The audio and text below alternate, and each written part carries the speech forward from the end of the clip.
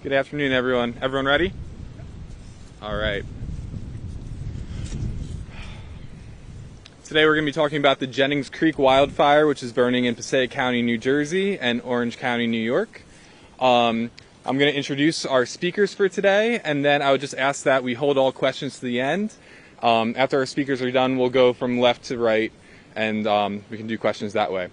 So, our first speaker is going to be Chris Franek. Chris spells his last name F-R-A-N-E-K. He is an Assistant Division Forest Fire Warden with the New Jersey Forest Fire Service and the incident commander for this incident. Next, we will hear from Rebecca Fitzgerald. Rebecca spells her last name F-I-T-Z-G-E-R-A-L-D. And she is the New Jersey State Park Service Administrator. After that, we will hear from John Bartlett. John spells his last name B-A-R-T-L-E-T-T. He is the Director of the Passaic County Board of Commissioners. From there, we'll hear from George Rosenthal. George spells his last name R-O-S-E-N-T-H-A-L. He is the Undersheriff for Passaic County Sheriff's Office, and he's also the Passaic County OEM Coordinator. From there, we will hear from Shannon Somerville. Shannon spells his last name S-O-M-M-E-R-V-I-L-L-E. He is the Chief of the West Milford Police. And finally, we'll hear from Scott Connolly. Scott spells his last name C-O-N-L-E-Y, and he is the Ringwood Fire Official. Without further ado, I'm going to hand it over to Chris Franek for our operational update. And again, if we could just hold questions till the end. Good afternoon, everybody. My name is Christopher Franek, New Jersey Forest Fire Service, Assistant Division Fire Warden. So just an operational update, kind of recap what's been going on. Back on the evening of November 8th, the Milton Fire Tower detected a smoke in the area of the Jennings Creek, part of the Long Pond Ironworks State Park, bordering New York, New Jersey, and Passaic County and Orange County, New York. Units did engage that evening. It was found to be up in New York State. And we notified New York, our counterparts, which then they came out to engage as well. The following day, during aerial reconnaissance, we noticed that it did burn into New Jersey, and we started to engage the fire along with our New York counterparts. So the firefighting has been extremely difficult. Again, it's steep. We're in very steep, rugged terrain. Fire crews are going in there and attacking it by ground transport. So pretty much they're hiking their way in, and there's really no easy access. They're carrying all their equipment, tools, no real bulldozers. Right now, what else we were doing out there is, due to the red flag conditions, we were not doing any burning out operations today. The smoke that you're seeing is burning from the interior of the fire as the activity is picking up because of the red flag conditions and the extreme dry fuels that are out there. We have the fire in New Jersey confirmed to be about approximately 2,283 acres. Again, this is on the New Jersey side, and it's a 10% containment on our side. And discussing with our New York partners, we're going with 20% containment as a whole. We're currently working with them to confirm the exact size because we need better ground truthing out there. We're getting boots on the ground, actually mapping it by hiking around it. Sorry.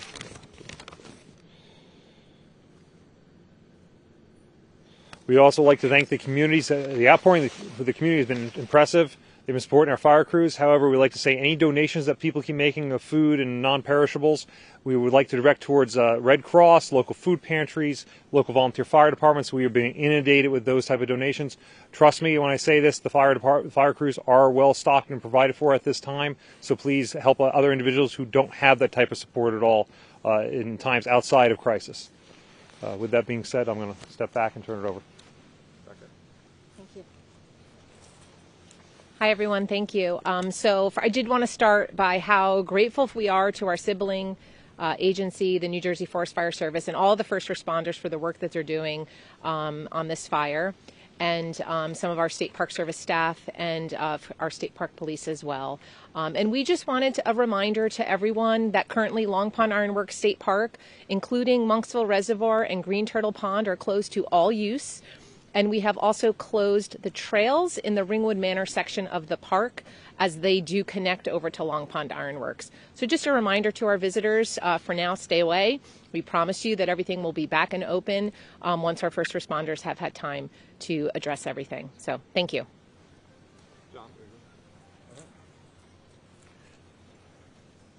Afternoon, everyone. Thanks very much for coming up and giving attention to this fire.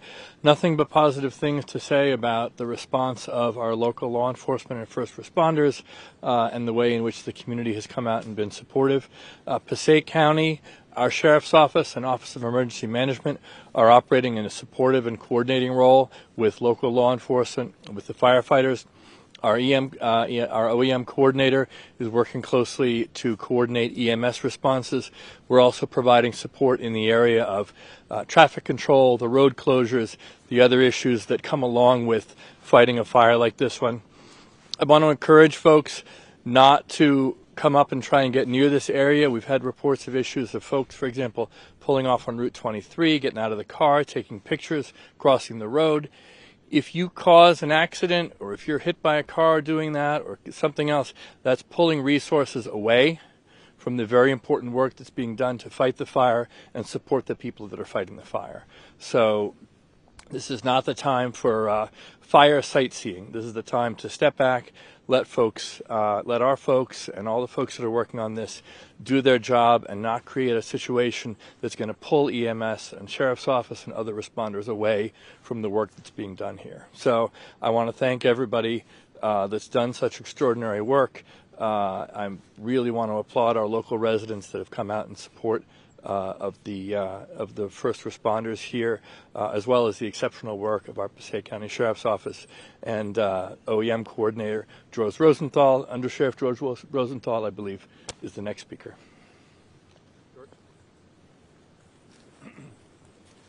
Hi, thank you, everyone. So I really have to commend Chris and his staff. They've been working tirelessly since this fire began. Actually transitioned from Pompton Lakes, what happened early in the weekend, and came directly here. As of right now, our fire coordinator, our county fire coordinator has updated. We've had over 48 fire apparatuses from 5 different counties come up to help support what's going on here. As the commissioner said, we're also helping support the West Milford Police Department with some of the concerns and issues that are going on.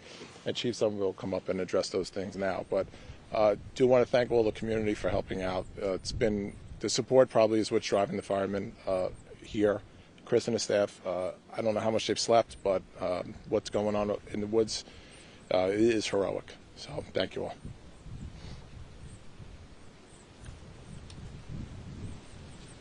Good afternoon, Chief Shannon Somerville, West Milford Police Department. I'll give you a brief update on the communities that are affected. Currently, we have East Shore Drive closed from Route 511 all the way to the New York State border. The affected areas of East Shore Road, Forest Lake Drive, Park Lake Terrace, Storms Island, and Phillips Road. The communities are not in danger currently. State Forest Services have done a tremendous job keeping them safe.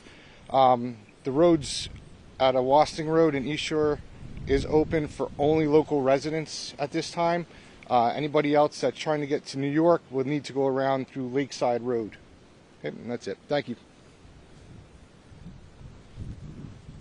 How are you? Scott Conley from the Borough of Ringwood. Right now, Ringwood has no road closures, and we're just experiencing some residual smoke due to the wind conditions today. Our team has been active since Saturday evening, and our first responders working very hard for the protection of our residents.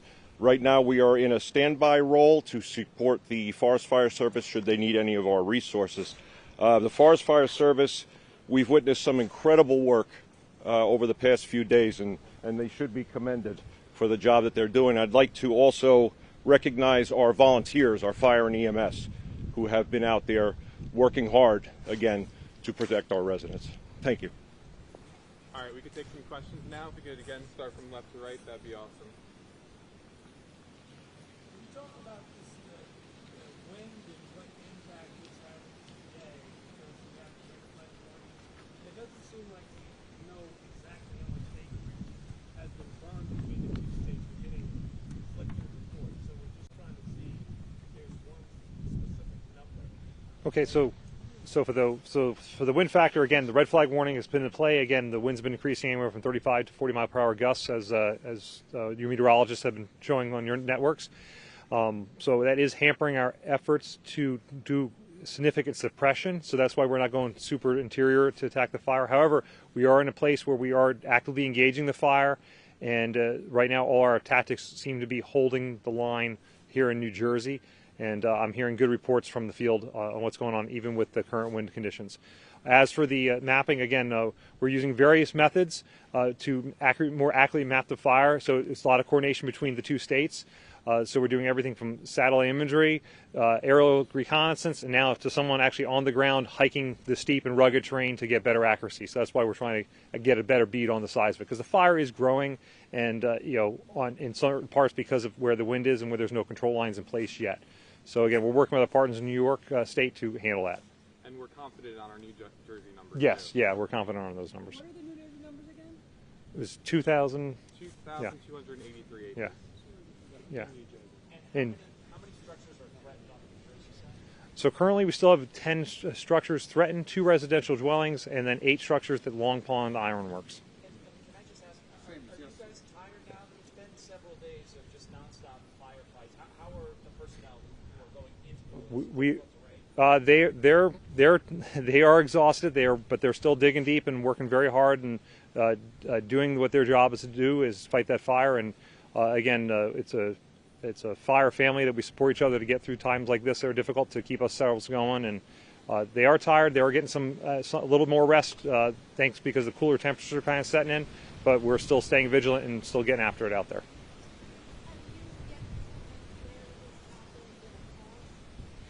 We're still doing everything's still currently under investigation, trying to find that. How do the cooler temperatures help? I mean, with the wind, but how do the cooler So as this cold front passes through tonight, what happens is as the temperatures drop, the humidity will come up a little bit more, thus allowing the fuels to absorb a little bit of the ambient moisture in the air, and thus allowing them to moisten a little bit and slow down fire progression. we need significant rain? Absolutely, we need significant rain. We're definitely, I think it was at 6 or 8 inches of rain deficit right now. But you're saying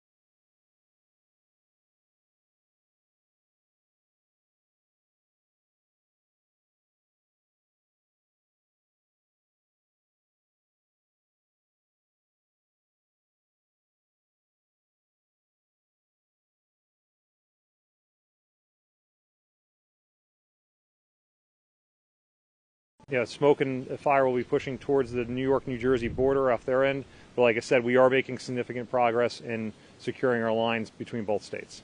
you said there was no burning out today. You said there was no burning out operations today. Is that just like old evacuation? Yeah, correct. So again, once we get a containment line established that is away from the main fire, what we normally do is do a burnout operation, which again takes the leaf litter and duff layer and everything we burn towards from the containment line towards the main fire.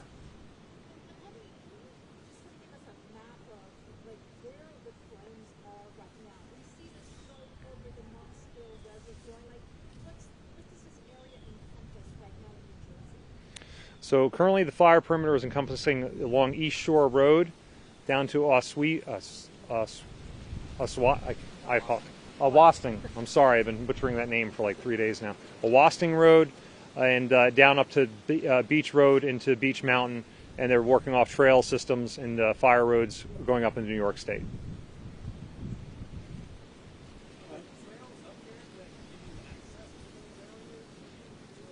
They're very limited trails, very steep, rugged country, and there's some fire roads from like 40 years ago that we've managed to get in and access to. But again, They haven't been maintained in 40 years because it is like a wilderness area, so it's very difficult to get in there.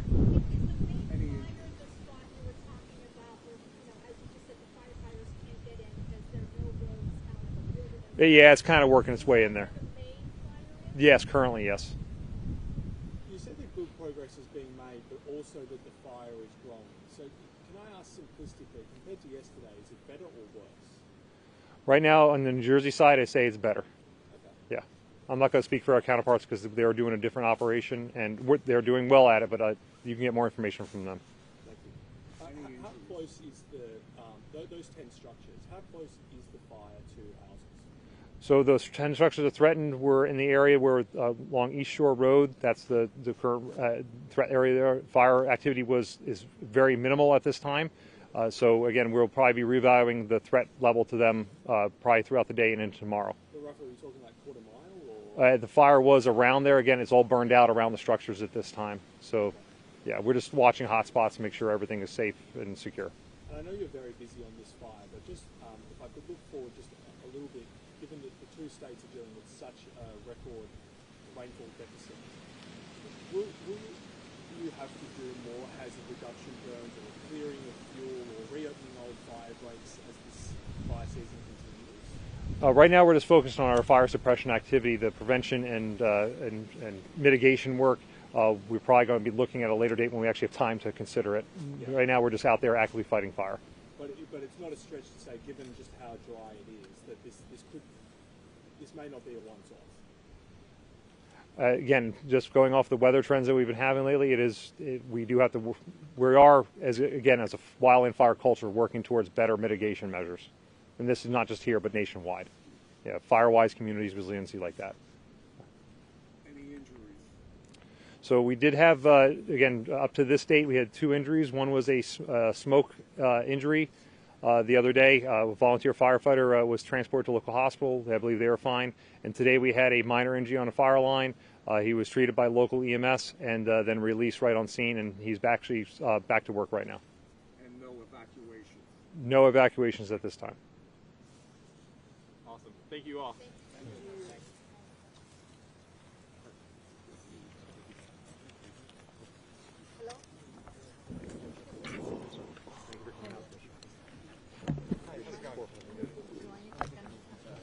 Yes. Yeah, I saw you guys just walk up. Yeah. 41 just showed up. You want us to do a quick little soundbite for them? Yeah, absolutely. Okay. No, I'm sorry. I think one of our people who's managed to decide to. I mean, if you're comfortable with it. Yeah, you're good. Yeah. Let me go get a Spanish speaker. That works for you.